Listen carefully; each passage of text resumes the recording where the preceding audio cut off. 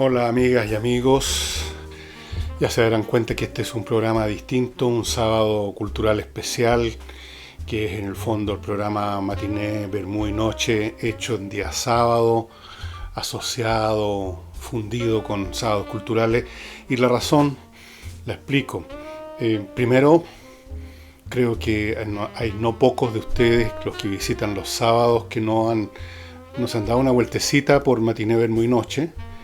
No tienen claro en qué consiste y quiero que lo conozcan, así que denme la oportunidad de ver este programa que voy a dedicar a las seriales de televisión, incluyendo las más nuevas como Breaking Bad, que no tiene más de 2-3 años que todos la hemos visto. Esa es una razón. La segunda razón es que quiero alejarme lo más posible para salud mental de ustedes y de mí, de los eventos del mundo, incluso los eventos históricos que pudiera tocar en un sábado cultural común y corriente. Así es que por ese motivo los invito a que vean este programa, incluso los que no lo han visto nunca, Matiné, Vermú y Noche. Es un Matiné, Vermú y Noche de invitado en los programas de los sábados culturales, veámoslo así. Y el tema de las seriales de televisión, que se ha convertido en una cuestión que en gran parte ha ido reemplazando el cine. La gente va menos al cine, un proceso que empezó hace muchos años por otras causas, cuando empezó a llegar, no sé si recuerdan, las cintas Betamax, después las VHS, después aparece el cable, cambian las costumbres, muchos cines desaparecen, se convierten en locales de la hípica, en recintos religiosos, los rotativos se hacen humo, las nuevas generaciones no saben lo que es un rotativo, un montón de factores. Y ahora hay compañías especializadas en producir seriales de televisión, y Hollywood se está volcando poco a poco. Actores y actrices que antes no se les habría pasado por la mente participar en una serial, y ya vamos a entrar a cómo eran las seriales antiguas, ahora lo están haciendo. Ahí está el futuro, si no es que no está el presente ya. Permítanme partir por las seriales que veíamos los chilenos más viejotes y que ustedes los jóvenes no conocen, que veíamos cuando empezó la televisión en Chile en los años 60. La televisión partió el año 62, más o menos, y ya empezamos a ver seriales que llegaban de Estados Unidos. Todo llegaba doblado al español latino, como le dicen ahora. Nos acostumbramos a ver así las seriales. Nunca las vimos en el idioma original con subtítulos, siempre eran dobladas. Pero estaban bien dobladas, no era un español con acento, que es tan desagradable. Estas seriales tenían un contenido y eran vistas de una forma muy distinta a como se ven ahora. En primer lugar, las veíamos en blanco y negro. La televisión, para nosotros, era en blanco y negro. Estas seriales, muchas de ellas probablemente estaban filmadas, hechas en colores y pasadas en la televisión a colores en Estados Unidos, pero acá solamente en blanco y negro. Y permítame darle algunos nombres de esas seriales antiguas para arrancar un suspiro en los viejotes que están viendo este programa. Los Vengadores, por ejemplo, que dicho sea de paso, me parece que la pueden ver. Todos los episodios están disponibles en YouTube o en alguna de estas cadenas de televisión que entregan seriales. No me acuerdo si es Netflix, si es Amazon Prime. Los Vengadores era una serial británica. Trabajaba un actor que se llamaba Patrick Macnee, ya fallecido, hacía no me acuerdo cómo se llama el personaje.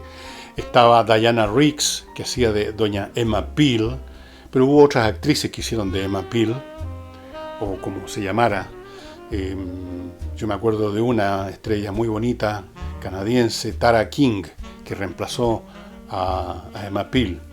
Las seriales a los Vengadores era muy ingeniosa para su época, tenía humor, era británica, así que tenía humor, era diferente. Los dos personajes, el hombre que era un caballero, que usaba siempre, andaba con el paraguas, pero que en el fondo era un arma, el sombrero también de repente lo arrojaba así, y era como un boomerang, Y Emma Peel, muy bonita, no tenía mucho cuerpo, pero era muy bonita, muy amorosa.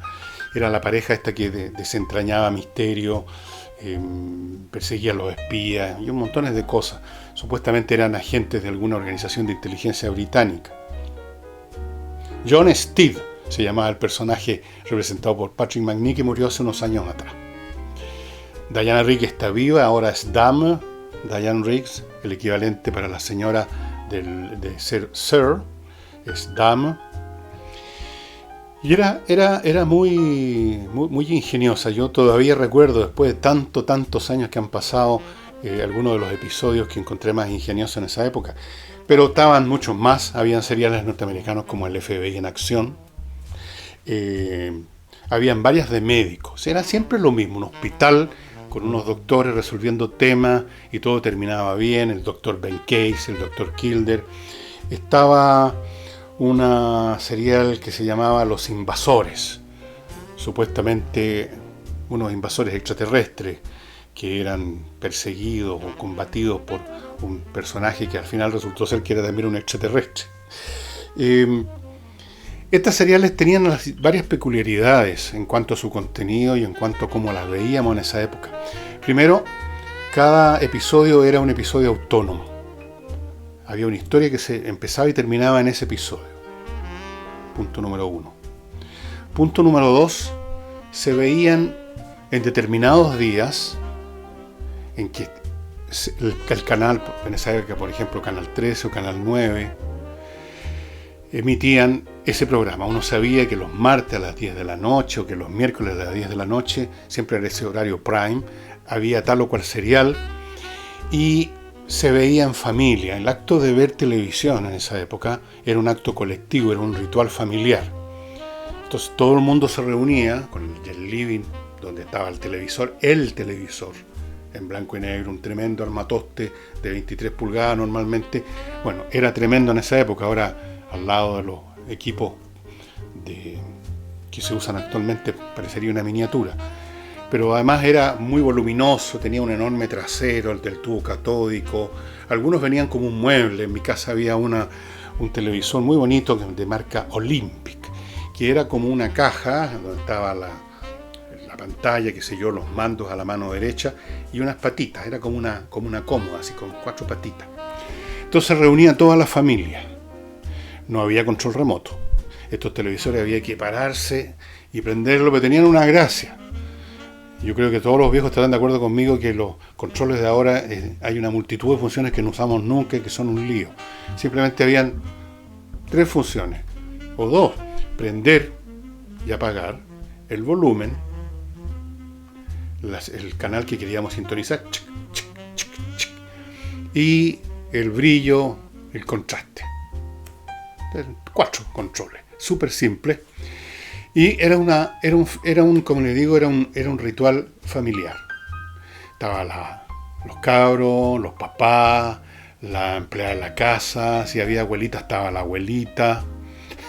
Mi abuelita materna era muy divertida. Entonces me acuerdo que antes de que partieran la cereal, ya habíamos todos comido, veíamos las noticias, que eran normalmente a las 9 de la noche. Entonces, cuando empezaban las noticias y el presentador decía muy buenas noches, bienvenido, qué sé yo, mi abuelita le hacía una venia, le hacía un saludo.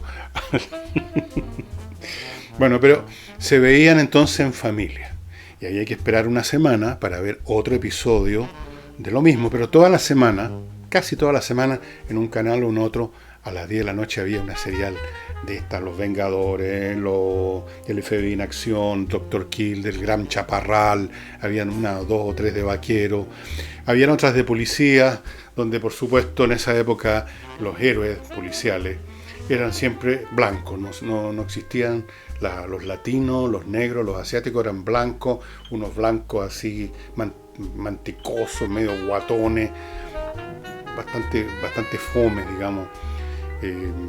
Todavía no aparecía el hombre de color cumpliendo una función importante en el cine y en las seriales. Eran todos blancos. Y desde luego todo era impecable. los buenos eran buenos, los malos eran malos. Lo mismo que sucedía con el cine, como les he contado en el cine de vaquero, los buenos buenos, los malos malos, los policías eran buenos a morir. Las calles de San Francisco, una famosa serial en que trabajaba, uno de los primeros trabajos del hijo de Kirk Douglas, Michael Douglas, hacía de policía. El televisor, como les digo, estaba instalado en el living. Las casas tenían un televisor. Y como todo el mundo lo veía, había que ponerse de acuerdo en el programa. Pero en todo caso no había muchas opciones. Habían dos opciones, o el canal 13 o el canal 9. Después aparecería el canal 7. Bueno, 3 opciones, cuando mucho.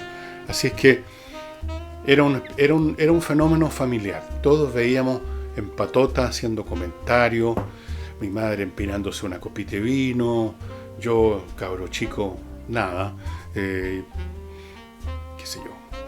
Y mucha publicidad entre medio, la publicidad de la época. Ese era el momento que uno aprovechaba para correr al baño a hacer pipí, etc. Piensen ustedes que no había ninguna manera de repetir el programa, de hacer pausa, de hacer cualquier cosa. Era entonces, tenía cierto encanto eso. El parpadeo blanquecino del televisor en blanco y negro estaba en todas las casas. Si uno salía de noche a caminar por una cuadra, uno podía ver por todas las ventanas de los departamentos, de las casas, unos resplandores blanquecinos, lechosos. Todo el mundo estaba viendo alguna cosa. Antes de continuar con cómo cambiaron las cosas y en qué se diferencia la serie de hoy en día, permítanme recordarles que los sábados el Club Explora es uno de los sponsors, es uno de los productos que apoyan este programa. Ustedes saben que este club les ofrece todos los meses 2 bolsitas, que pueden ser como esta o pueden ser de plástico, con vinos. En este caso, fíjense ustedes, me salió un vino blanco, colección 2018, Marsanne Roussan Sauvignon, un blanco. No, señores, no crean que aquí solamente hay tintos, blancos también. Recuerden, ustedes se hacen socio del Club Explora por una UF mensual y reciben todos los meses 2 botellas. Pueden ser un blanco como este y un tinto, 2 blancos siempre distintos o 2 tintos distintos. Y la cosa que siempre igual a todos estos vinos, a todas estas variedades de vinos, la calidad. Son vinos escogidos con gotario por las enólogas que fundaron el Club Explora y que lo invitan a ser parte. Con una UF le va a llegar a usted todos los meses esta bolsa con 2 botellas de vinos escogidos, ricos. Usted puede hacer un regalo, hay gift card, una suscripción por un mes, 2 meses, lo que usted quiera regalar. Esa es una de las cosas que les quiero contar. Y la otra, que ya se los he mostrado, es este libro de historia de Chile, que se llama Desde los valles transversales a los canales australes, de don Ulises Caravantes Ahumada. El libro parte a mediados del siglo XIX y avanza, y es sumamente interesante. No es como los demás textos de historia habituales. Esto tiene un aire, qué sé yo, más familiar, diríamos, porque este hombre, Caravantes, está relacionado con varios de los protagonistas de algunos de los eventos que se describen acá. El libro es lo más entretenido que hay, y si usted lo quiere obtener, todo lo que tiene que hacer es ponerse en contacto con Ulises en su mail, que es ucaravantes@gmail.com.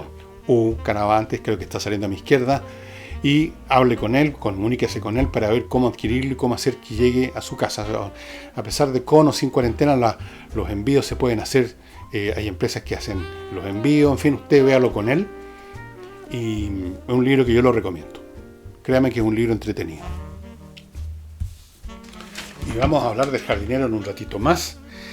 La experiencia de hoy en día con el contenido audiovisual que nos llega a muchos de nosotros más por el computador que por el televisor es completamente distinta. Ustedes saben que ahora hay empresas que se dedican única y exclusivamente a generar un material para ver en televisión, en canales especiales, en canales de cable o verlo en la computadora, como canales tales como, o empresas tales como Amazon Prime Video o la famosa Netflix. Y funciona de otra manera. Salvo que se trate de películas, que también estas empresas producen películas. Estamos hablando de que estamos en plena era del color, de la alta fidelidad. En otras palabras, vemos con una calidad inimaginable para quienes veíamos Los Vengadores en blanco y negro con 525 líneas en la pantalla. Ahora la definición es excelente, excelente, en colores, en grandes pantallas, si usted lo ve en el televisor, o pantallas que pueden ser bastante grandes si lo ve en un monitor de computadora, pero como uno ve más cerca, igual el fenómeno de una pantalla grande viene siendo lo mismo. Es una cosa relativa. Las seriales, la diferencia es que sí constituyen historias que continúan en el tiempo y por lo tanto cada episodio es un capítulo. Hay una historia que se desenvuelve y que va avanzando y que puede durar por mucho tiempo, puede durar varios años. Cada año es una temporada. Las temporadas, todos sabemos, tienen 10, 12, 14 episodios. Y la historia a veces se hace interminable. No han habido pocas seriales que han durado 5 o 6 temporadas. Estoy pensando en Justified, por ejemplo, que es bastante buena. Breaking Bad también duró varias temporadas. Y en algunos casos, ya a partir de la segunda, cuando más la tercera temporada, uno empieza a tener la sensación de que están estirando el chicle más de la cuenta, que ya no hay mucho más que meter, que los personajes están demasiado vistos, que ya no hay más historias que poner adentro y empieza la cosa a degradar, hasta que llega un momento en que las audiencias caen y las empresas dicen hasta aquí nomás llegamos. La manera de verlas también es muy distinta ahora. El fenómeno audiovisual se ha convertido en un fenómeno particular, individual. Ya no es una familia que se reúne en el living a oscura frente a un televisor. Ahora cada quien tiene un televisor en su pieza o un computador y ve solo el material que quiere.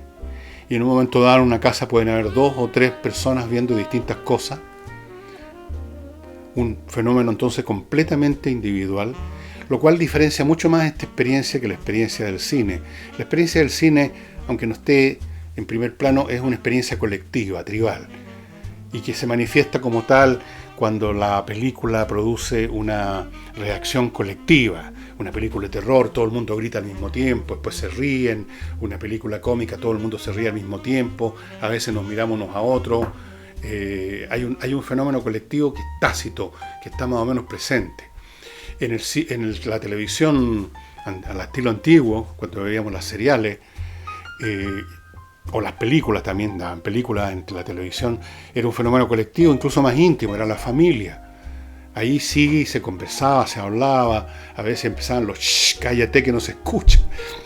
Pero ahora es un fenómeno autista. Ver hoy una serial es un fenómeno autista. Rara vez lo ven 2 o 3 personas. Cuando más, el matrimonio. En su cama tienen la pantalla al frente, seguramente una pantalla gigante de plasma, y la ven juntos. Pero tiende a ser un fenómeno bastante particular, individual. Y otra característica, y yo sé que mucha gente lo hace, yo lo he hecho, es que cuando una serie nos gusta mucho, y ya está toda la temporada filmada, nos mamamos toda la temporada en un fin de semana, por ejemplo. No nos movemos de la cama. Estamos todo el día viéndola. Hasta la última, terminamos con la cabeza explotando. Vemos todos los capítulos. Y si resulta que nos enteramos de la existencia de una serie cuando ya era más o menos vieja, cuando ya tenía 2, 3 o 4 temporadas acumuladas, es lo que me pasó a mí con Breaking Bad. Yo no la quería ver, me decía, no quiero ver estas películas, no quiero ver seriales. Me insistían en la casa, tienes que verla, muy buena. Bueno, realmente tenían razón, muy buena. Cuando me metí, ya tenía como 3 o 4 temporadas, no sé si eran 4, pero por lo menos 3, y me las mamé en 2 o 3 días seguidos. Tuve que poco menos que ir al hospital después, porque claro, uno ve un episodio y quiere seguir viendo y pone el segundo y vamos al tercero y así sucesivamente. Eso no lo hace menos autista, quizás lo hace más. Naturalmente que el otro aspecto que tiene las seriales de ahora, y en eso se acercan al cine de ahora, es que los personajes son más ambiguos, son más complejos. No hay buenos y malos claramente separados. El policía bueno, el bandido malo. Ahora hay personajes que se mueven a veces en los dos territorios. O que son malos pero no tan malos, o son malos o han llegado a ser malos por las circunstancias, y hay buenos que no son tan buenos. Todos habremos visto innumerables seriales en que el policía o la policía es un personaje que tiene un montón de esqueletos dentro de su armario, a veces que tiene la familia destruida. Por supuesto, casi siempre la historia es que el policía, su mujer lo abandonó hace rato, porque no aguantó la vida del policía, que no tiene horario, que todos los días puede morir, y la mujer se ha ido. Siempre el policía cuenta que estaba casado pero se separaron. Tienen vidas sexuales intensas y mostradas como se muestra ahora en el cine a todo cachete, casi un poco menos que una película porno, bastante adentrado en el tema. Son personajes con toda clase de características. Y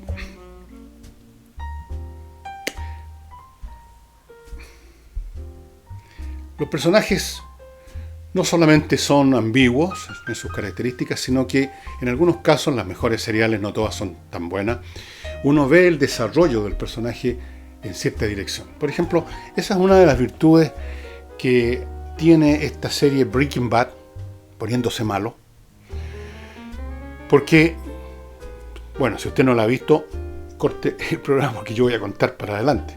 Ustedes saben, los que la vieron, que Breaking Bad es un profesor común y corriente de colegio, un profesor de química. Y por un evento absolutamente puntual y circunstancial, conoce a un chico, que no es tan chico, que está metido en el asunto de preparar alguna droga. Yo no me acuerdo ahora exactamente cómo fue que este profesor de química, que como profesor que es tiene problemas económicos, se mete y se pone a fabricar. Y empieza de a poco. Y ahí uno ve en este personaje, que es un tipo normal, que tiene una familia, que tiene como cualquier hombre, cómo se va poco a poco, entrando en el territorio del narcotráfico. Gradualmente. Y ya no tiene escapatoria. Y no deja de ser ilustrativo esto de un fenómeno que probablemente nos ha pasado a todos en algún aspecto de nuestras vidas y del cual solemos tener poca conciencia, que aquí uno lo ve en una serial. Y es cómo, por pasos graduales casi imperceptibles muchas veces, inocentes diría ya uno, por una casualidad, por un repentismo del momento, por un impulso, por una necesidad, uno se mete en un riel que nos desvía al principio solo unos medio grado del camino normal que traíamos, pero claro, a medida que avanzamos ese medio grado se empieza a separar más, ya son varios grados, y llega un momento en que todos descubrimos, o muchos de nosotros descubrimos, no necesariamente en el camino de fabricar drogas, sino que en cualquier otro, que somos otra persona, que nos hemos ido adentrando por pasos sucesivos, cada uno de los cuales casi imperceptible, del cual no tenemos mucha conciencia, hasta que hemos avanzado lo suficiente para darnos cuenta que estamos en otro territorio, que somos otra persona, y lo que es peor, que no tenemos escapatoria. Que es muy difícil, si no imposible, volver atrás. Y en este proceso cambian las amistades, cambian las relaciones personales, cambian los valores, cambia todo, cambian las circunstancias. Y uno puede muy bien, siguiendo este camino, haber llegado al infierno. Y de ahí probablemente, por esta experiencia, que uno ve en Breaking Bad, existe esa frase de que el camino del infierno está pavimentado de buenas intenciones, o que es un camino fácil, es un camino que lo va llevando a uno casi por sí solo.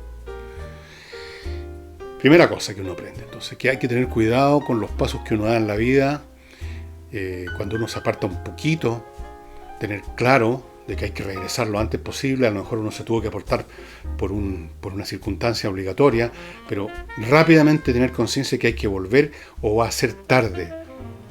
Normalmente uno, por flojera, por inercia o por las conveniencias del momento, uno dice, todavía controlo esto. Un poco como lo que pasa a los consumidores de droga, que dicen, no, yo controlo esto.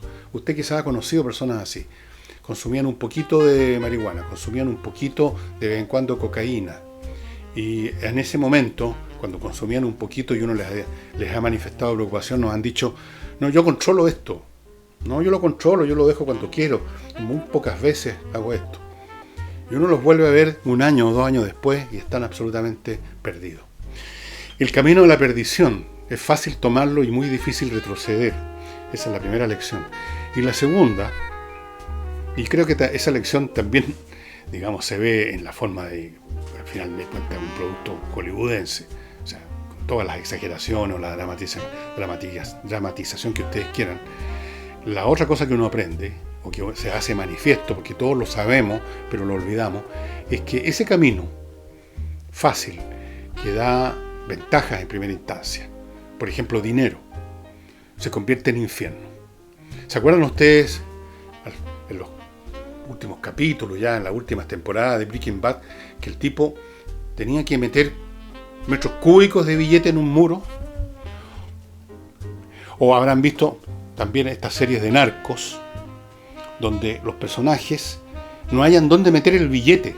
Y uno se pregunta, ¿para qué? ¿Qué clase de vida tienen? ¿Cuál es el beneficio? Y en las seriales de narcos especialmente, y es así en la realidad, uno ve a estos tipos perdidos ya en el camino de la perdición, cometiendo crímenes espantosos, perseguidos por la policía o perseguidos por bandas rivales, corriendo riesgo todos los días, cometiendo actos terribles. ¿Y todo esto para qué? Ya tienen una mansión o tienen muchas mansiones, beben como locos, se drogan, mujeres por todos lados. ¿Cuánto más de eso se puede tener? Pero ya es tarde, están ahí, no pueden retroceder. Y esos supuestos placeres físicos generados por el dinero, llega un momento que se convierten simplemente en el infierno del mal. Todo esto parece, si ustedes quieren, como que yo fuera aquí un predicador evangélico, pero esto es absolutamente cierto. Es absolutamente cierto. Y todos conocemos esa frase de que el delito paga o el delito no paga, y se discute sobre, se habla de repente que hay gente que ha sido mala toda la vida y que mueren en su cama, pero en general no es así. En general ese camino, como uno lo ve en estas series, por muy series que sean nada más, es el infierno. Se pierde la paz, todo el mundo nos persigue, cometemos crímenes, nos vemos envueltos en situaciones espantosas. ¿Y todo esto por qué? Por unos dólares más. Unos dólares más que a partir de cierto momento no nos sirven de nada. Siempre comentamos con un amigo cuando hemos visto algún episodio más, por ejemplo de Narcos, que es una serial muy buena. Hay varias seriales de narcos, pero esta es una serial especialmente buena, norteamericana. Filmada una en Colombia, la otra en México. Hay dos en realidad. Siempre comentamos estos tipos que uno ve en la película y que corresponden a la realidad, que tienen un water enchapado en oro, que en su mansión en la piscina hay 10 o 20 minas en pelota dándose vuelta, que hay una mesa cubierta con un cerro de cocaína, el trago corre a raudales. ¿Y cuál es el beneficio de todo eso? Y decimos, estos tipos son unos pobres, imbéciles, perdidos en el mal, van a morir jóvenes, cualquier día les vuelan la cabeza, viven perseguidos, viven sin tener confianza en nadie, se traicionan unos a otros. ¿Cuántas mujeres más pueden llevar a la cama? ¿Cuántos kilos más de comida pueden meterse por gaznate? ¿Cuántos litros más de whisky se pueden beber? ¿En cuántas mansiones más pueden habitar al mismo tiempo? Todo eso es una exageración. Ese tipo de vida, por supuesto, llevada a ese extremo, es una exageración monstruosa. Pero como exageración sirve para mostrarnos, primero, con qué gradualidad uno entra en caminos de perdición y cuán infernales son los territorios a los cuales se llega a lo largo de esos caminos. Bueno, el mal no paga. Esa es mi conclusión. El mal no paga. No hay nada en una conducta destructiva hacia los demás o hacia uno mismo que tenga una contabilidad con números azules. Eso no se da. Así que bueno, viendo Breaking Bad, volviendo ahora a la televisión, y viendo Narcos, y viendo otras, uno ve siempre el mismo espectáculo y lo ve porque es la realidad. El cine o las seriales, naturalmente, son siempre exageradas, las cosas están con colores más marcados. Por eso, hace muchos años, cuando era niño, mi madre y todos los adultos, cuando querían decir que algo era exagerado, decían, esto es de película. Porque todo en las películas es exagerado, sobre todo en ese cine de antes, ¿no? Si llueve, no puede ser una lluvia normal, sino que tiene que ser un aguacero torrencial. Todo es llevado al extremo. Entonces todo lo exagerado es de película. Y en las seriales también todo está exagerado y es como de película. Pero la exageración no cambia la realidad, sino que solo la hace más fácil de ver, la enfatiza. Es como una caricatura. Una buena caricatura, uno reconoce de inmediato al personaje que está caricaturizando precisamente porque se han exagerado los rasgos esenciales de esa persona. Esa es una buena caricatura. Y estas series, Breaking Bad, Narcos, no sé hasta qué punto es una caricatura, creo que es bastante cercana a la realidad, nos muestran de manera muy marcada, como grabada a fuego, la realidad.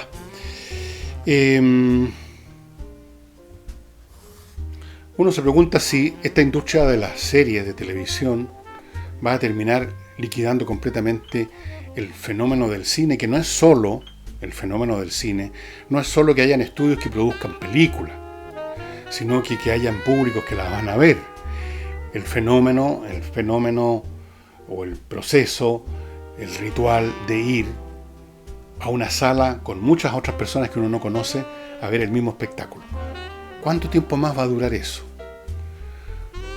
¿Cuál va a ser el momento en que las salas de cine van a quedar más y más y más desiertas? Todavía el cine presenta la ventaja del despliegue visual en una pantalla grande. Ya no hay cines de pantallas pequeñas,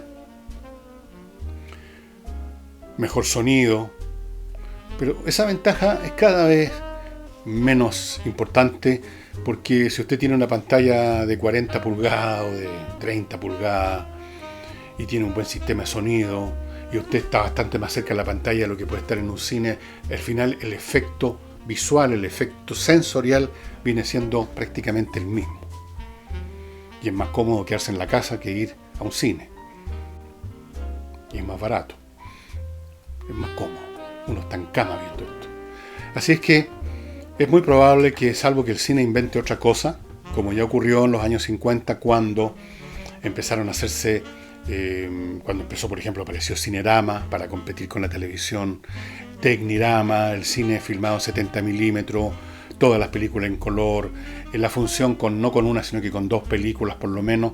Todo eso fue en competencia con la televisión que empezó a tomar vuelo en Estados Unidos. Después se produjo un equilibrio.